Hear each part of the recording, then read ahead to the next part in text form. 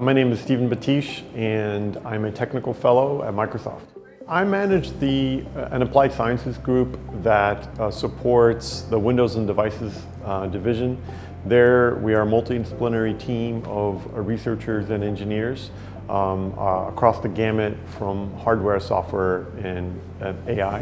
So I've been in the company for 25 years. Before then, I did 3 internships. In my internship days, one of the things I'm most proud of is developing the first gaming controller that used inertial sensing, and it became the Sidewinder Freestyle Pro.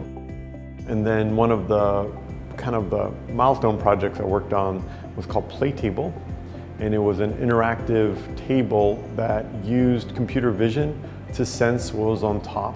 Playtable became Surface Table. Surface Table became Surface. So I was one of the first 12 people that basically designed and invented kind of the Surface category for Microsoft.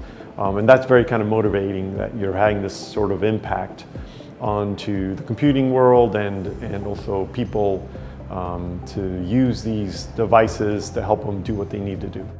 The thing I'm most excited about is in artificial intelligence and having computers do things for you.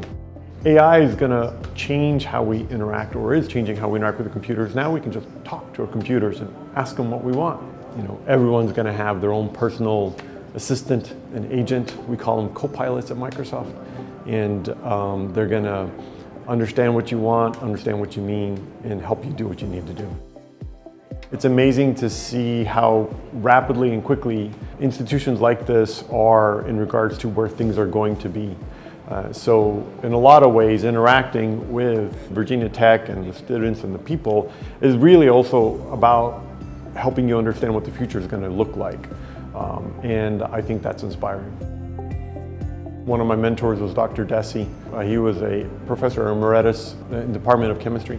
One of the things that he really instilled, and it's the same advice I give to anyone, is to study a broad number of fields, to be curious about multiple subjects and find the opportunities in between them. And oftentimes that's where innovation lies.